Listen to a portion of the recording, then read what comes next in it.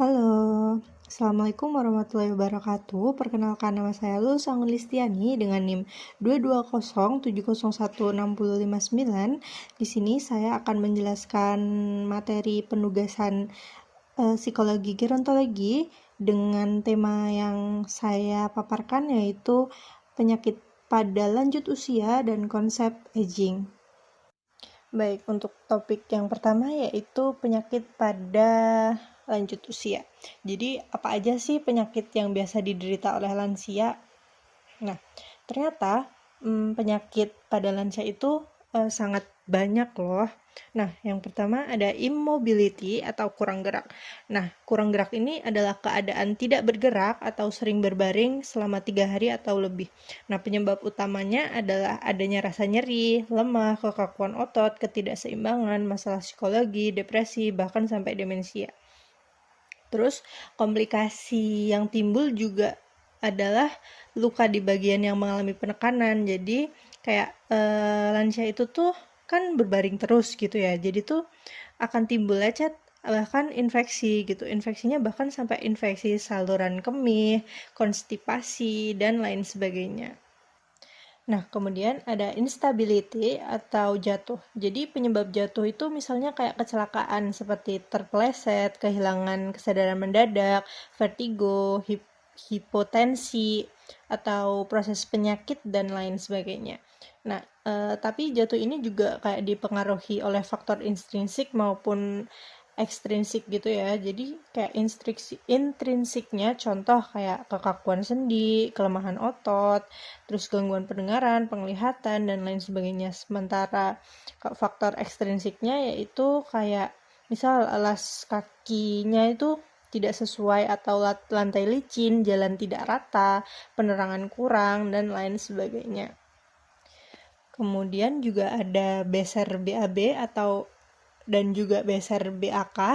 Nah, jadi beser BAK atau inkontinensi urin itu didefinisikan sebagai keluarnya urin yang tidak dikehendaki dalam jumlah dan frekuensi tertentu hingga menimbulkan masalah sosial. Jadi tuh lansia tuh sering kayak nggak sadar gitu loh kalau dia ngompol gitu.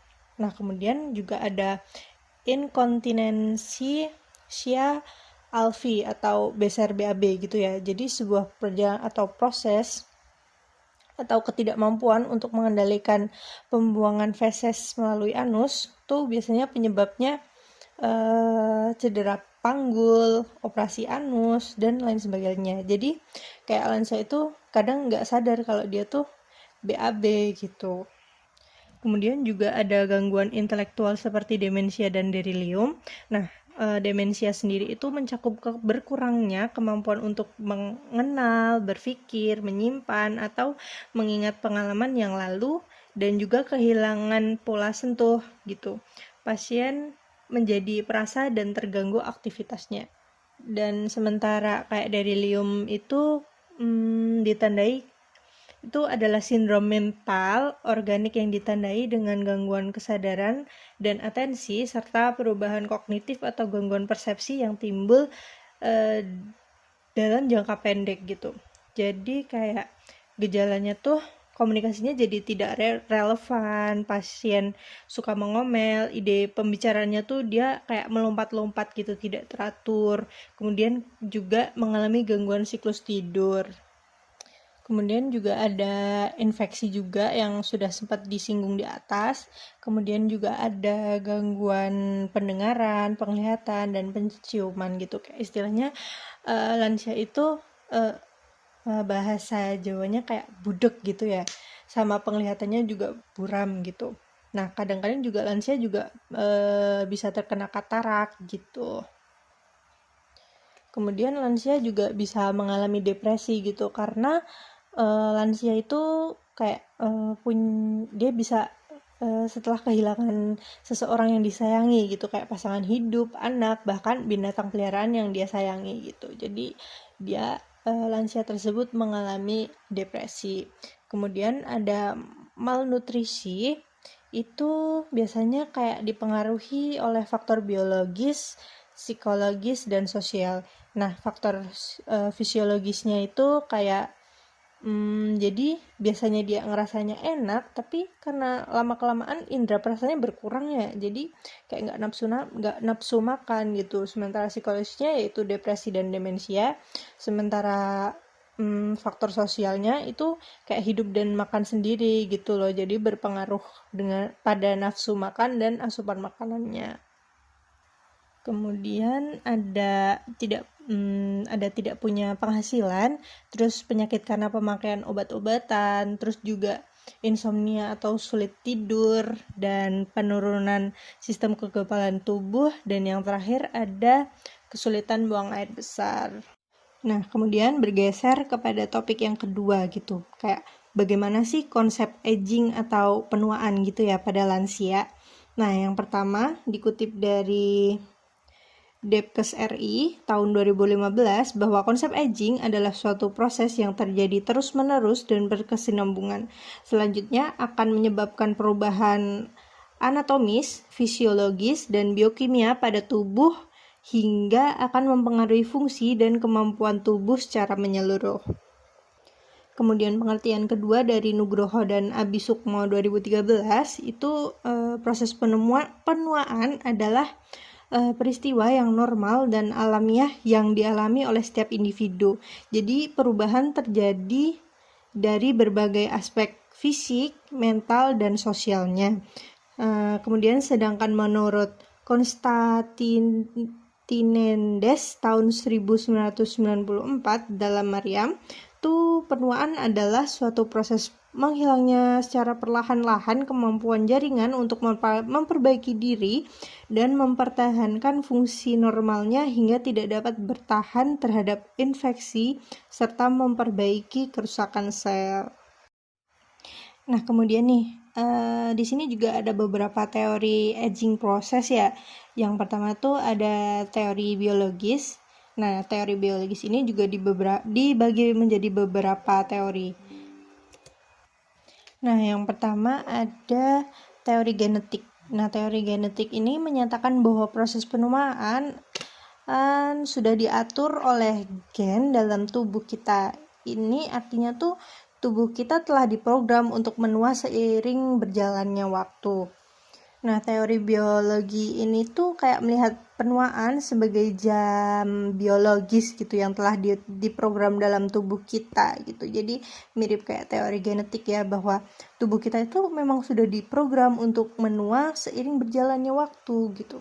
Kemudian ada teori molekuler yang menyatakan bahwa penuaan dipengaruhi oleh kontrol genetik. Salah satunya adalah teori kesalahan yang menyebutkan bahwa kesalahan dalam pembentukan protein dalam tubuh bisa menyebabkan penurunan fungsi biologis gitu.